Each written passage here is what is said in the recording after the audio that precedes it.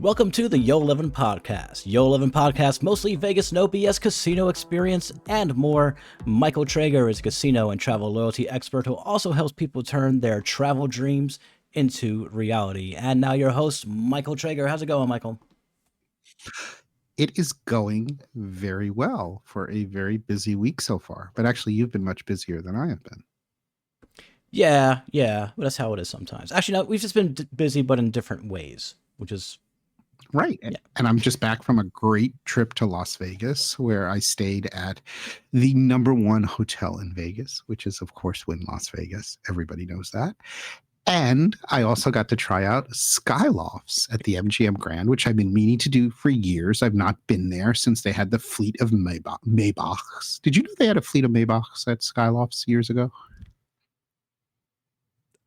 I've never heard of a Maybach before. A Maybach? A Maybach. Google it. Google it. Maybach. Okay, I'll do that. Carry on. They're nice cars. Anyway, so I got to do that. I got to go to 2 shows this trip. Dita Von Tess and also The Empire Strips Back. And it was a great trip. Dining wise, Pisces, which is the new restaurant that replaces Lakeside at Wynn Las Vegas. Super duper amazing. Got to do an episode about that. But we're going to have another video coming up, which might have some of that in it. Maybe it won't. Maybe it will. I don't remember. And also went to Wing Lei. And I think, Movestra, was this your first time at Wing Lei? Yes, it was my first time getting wing laid. Yes, and did you enjoy getting wing laid? I did enjoy getting wing laid. There was amazing food, a wonderful spread, great stuff. Yeah, and you found out how centrifugal force works with regard to the Lazy Susan. Let me see how fast I can spin this. Look, that was all Duffy's idea. That was all Duffy's idea, and I was a little bit imbibed at the moment. Just a bit imbibed, a little.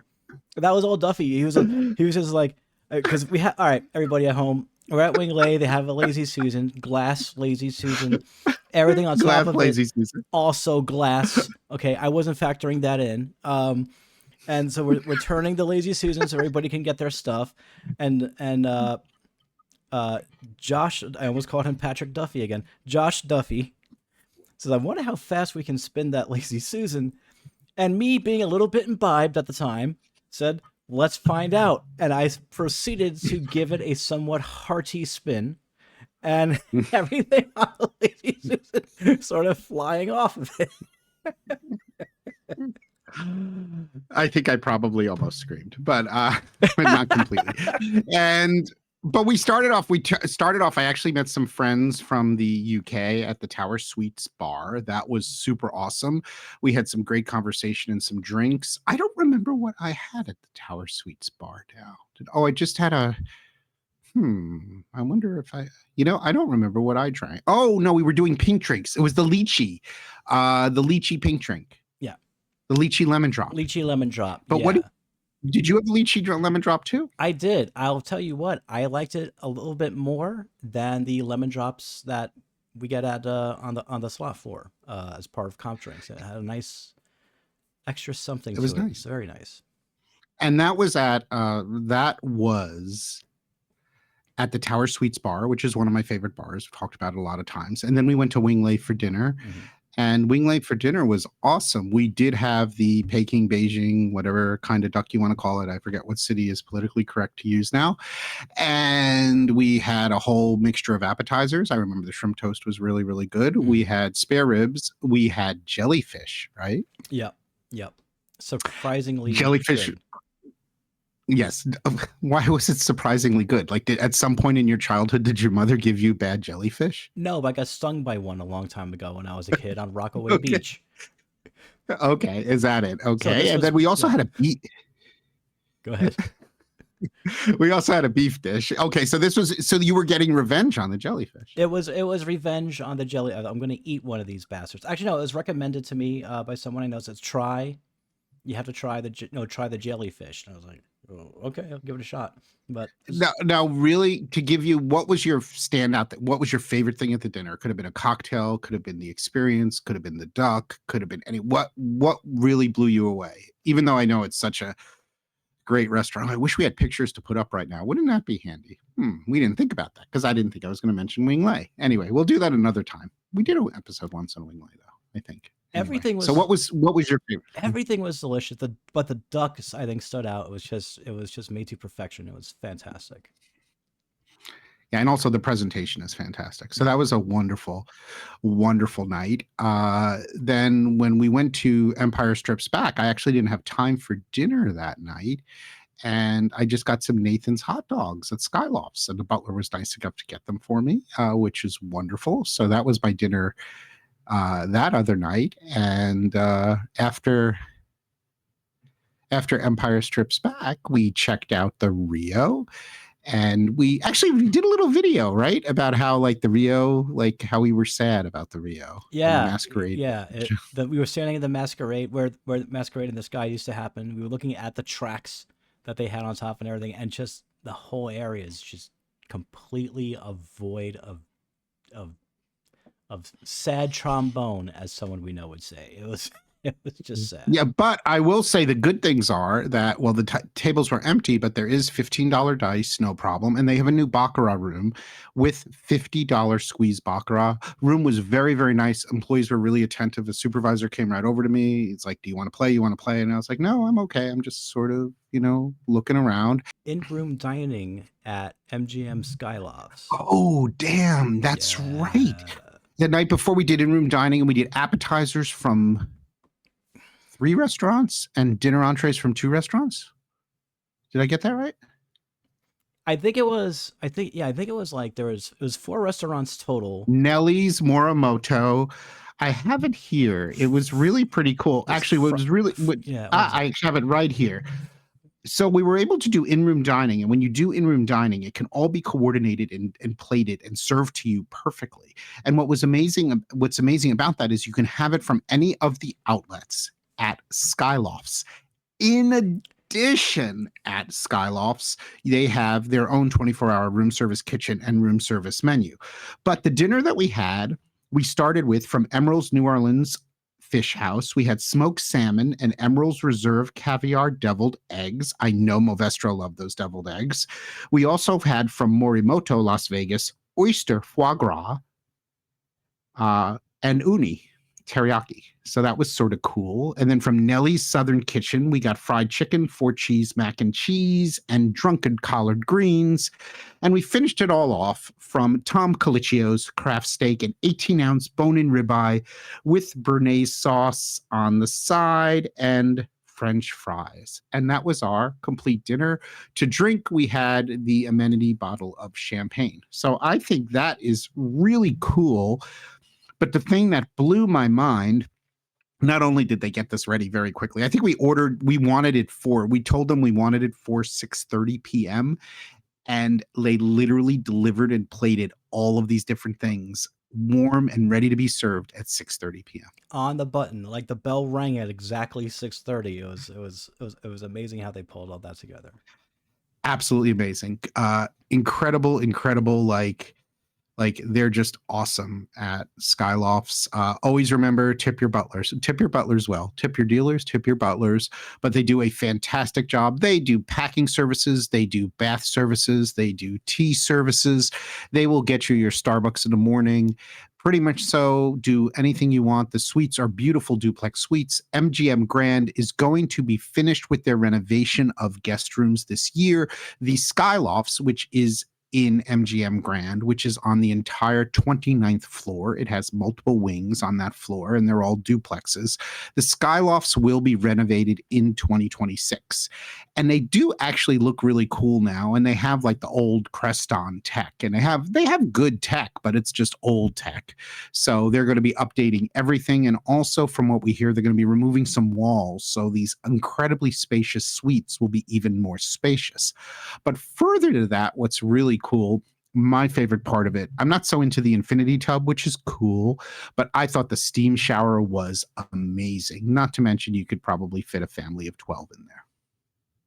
Yeah, that was a huge shower. That was But it's not just that, huge. the steam, the power of the steam. Did I send you a video of that steam? I think I put it for the video you're making. Like the video, the steam is so intense in that shower. Like, wow, Yeah, absolutely yeah. amazing. You sent me that video. It was just like the glory of God. You know,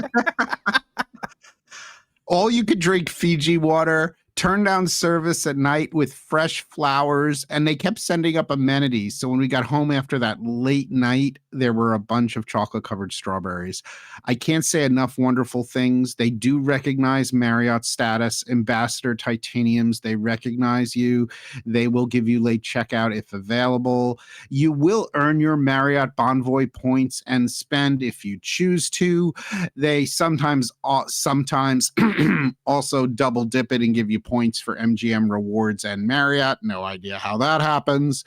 And it's just a great place to stay. And the room rates are really incredibly reasonable midweek.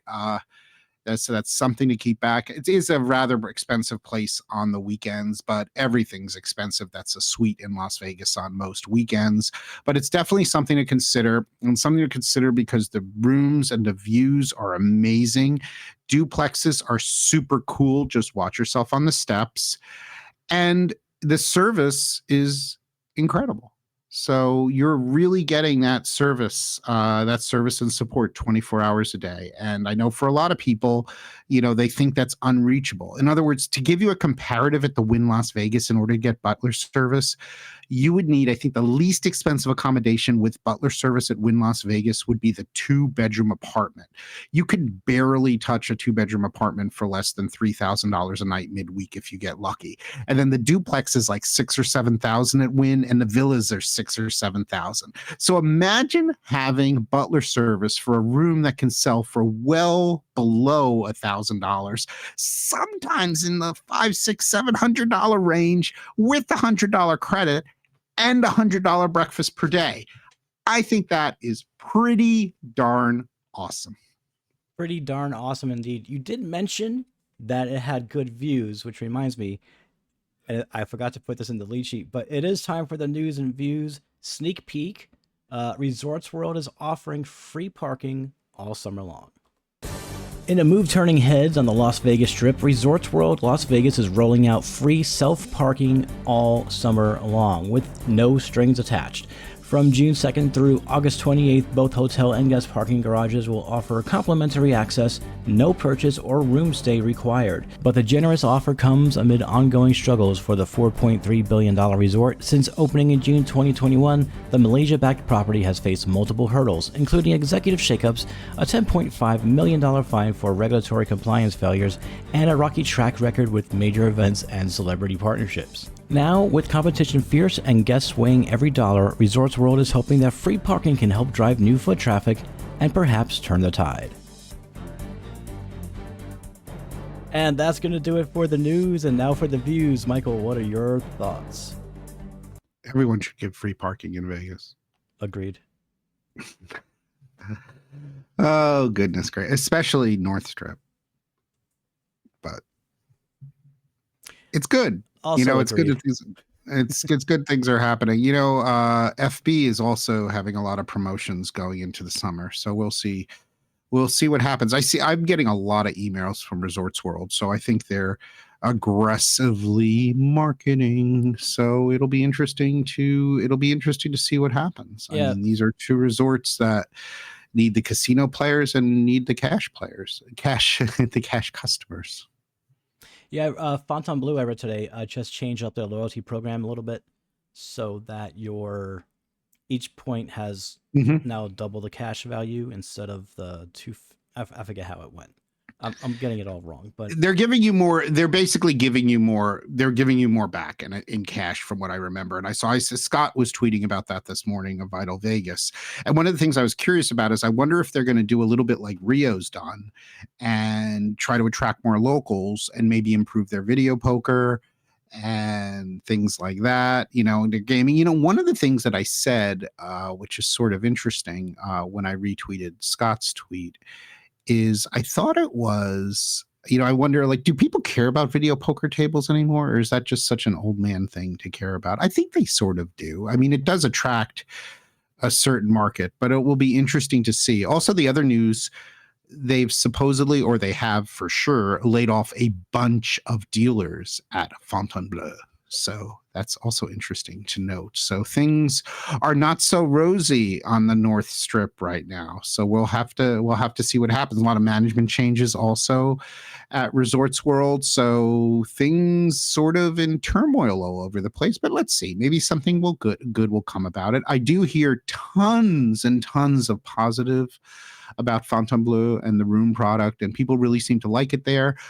I am hearing now, and you should remember this, when a casino is in a position they need to attract players, I'm hearing very small amounts of play, especially slot play, are generating free room offers. So I would say get your tuchus to Fontainebleau and play a little bit if you've never played there before, and maybe play a little bit more than you regularly would, because quite frankly, it's an incredible value play.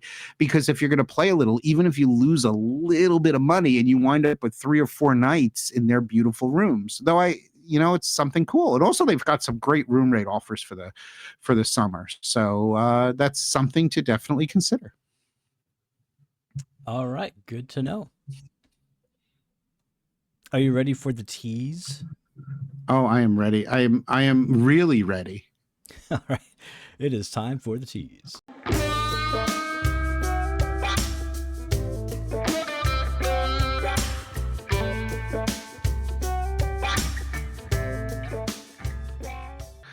Hey, so we're basically talking about Real ID, which I know a few people have brought up, and they've been.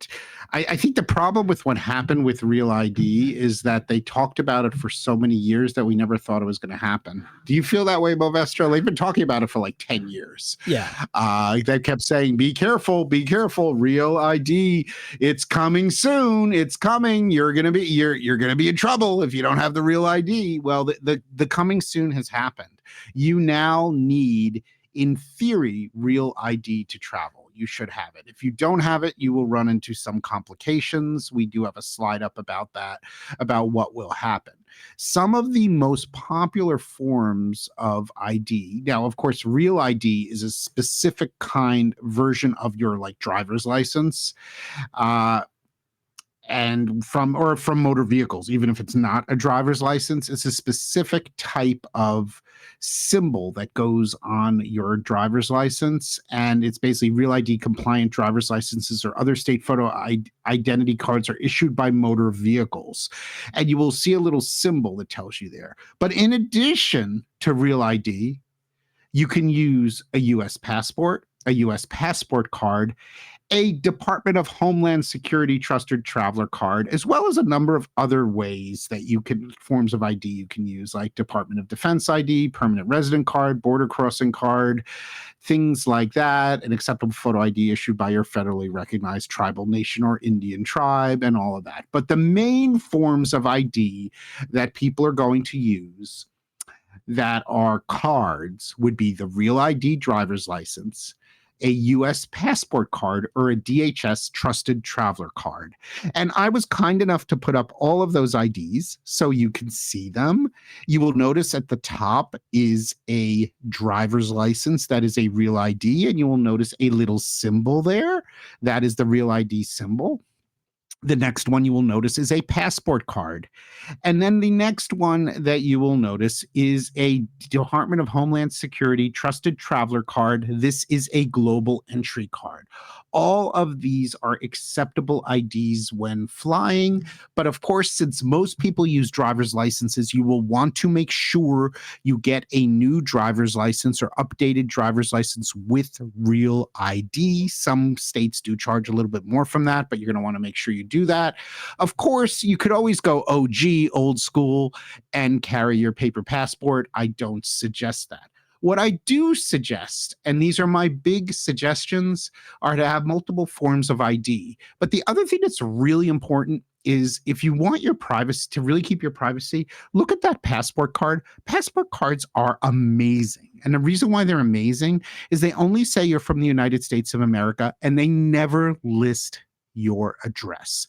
I am not a fan of driver's licenses. One, they tell people what state you're from. Number two, driver's licenses list your address.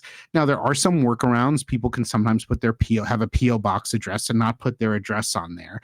But I feel it really gives away a lot of privacy. And a lot of times, especially in places like Vegas, you are handing over your ID a lot. And do you really want someone to know your home address?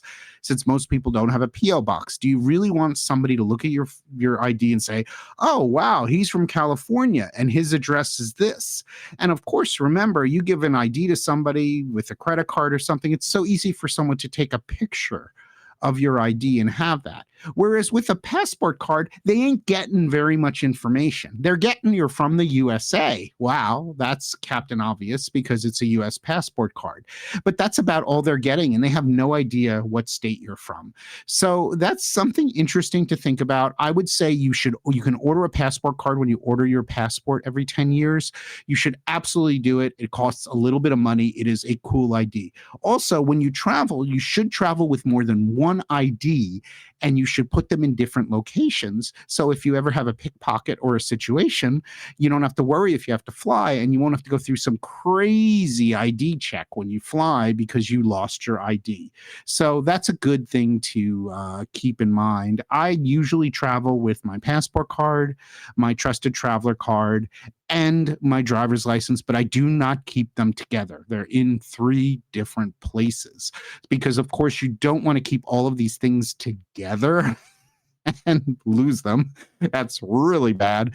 Also, the other thing is, too, a lot of times driver's licenses have social security numbers on them, and that's another thing that's really like super yucky. So just my advice, I really suggest for people who fly a lot, get a passport card for you, even for your US domestic travel. It's super convenient. I will tell you one caveat though. Casinos hate passport cards because they don't have your signature on them. And it's a little bit odd, but I've had some like interactions with casinos before where they want to see your actual physical passport instead of the passport card. Super dumb. The company, I'm not gonna out the company that did it, but it's a big casino company with some super dumb rules. So that can be, passport cards can sometimes be a problem at a casino. It makes no sense at all because obviously if you can use a passport card to fly, you should be able to use a passport card for a W2G. So, but don't get me started on that one. And that's about everything. How about you, Movestro? Are you real ID compliant? Not yet.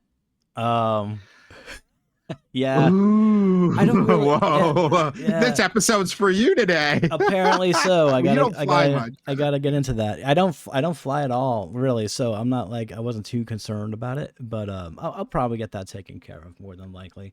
But that was a lot of helpful information because apparently the deadline ended according to that slide there. What was it? May 7th, 2025. So but I didn't want to bug people before May 7th. I know, but I figured, everyone was doing it then. I figured give everyone a little bit of time to catch up and panic, and then we'll do our episode. I did, though. You like my idea about the passport card, how the passport card is such a cool form of ID because it doesn't have all that personal information on it. And I told people that, and they're like, oh, that makes a lot of sense because it just says you're from the United States of America. It doesn't say you're from New Mexico. Right. It doesn't like give away your state and people making presumptions about you because of where you live. Exactly. And the less people know, the better, right? And I sort of think like if someone took a picture of your ID and they had your passport card number, like your passport number, it's not really that useful, but someone getting your driver's license number, I think could be way more useful if someone wanted to do something devious. I'm not meaning to be overly paranoid, but I'm just saying when you hand over IDs, it's just nice to not necessarily be handing over all of this information. And that's why a passport card makes so much sense as your main form of ID. Unless, of course, if you're driving a motor vehicle, you need a driver's license. I think some of that's going to change because A number of states are going to allow their driver's licenses in like Apple wallets and Google wallets, and that's becoming really cool. And the TSA, did you know this, Movestro? The TSA at certain airports is allowing those digital licenses. I did not know that. That's interesting. Yeah, so that's slowly coming out. I should have looked that up a little bit, but I didn't do it. Anyway, some advice for you. I'd love to hear what you use for identification when you travel domestically in the US. I hope that's been helpful. Definitely get your real ID. Don't mess around. But of course, I know some people who haven't gotten a real ID because they have passport cards. So they're like, well, it doesn't really matter for me. Like, I don't need to update my driver's license with a real ID because I have a passport card. And that's totally legit, because if you've got a passport card, you could just travel with that and you don't have to update your license. So for all of those who were wise enough to get passport cards with their passport, you're covered. Good to know. And before we get going, is there anything on your mind or anything that you want to share?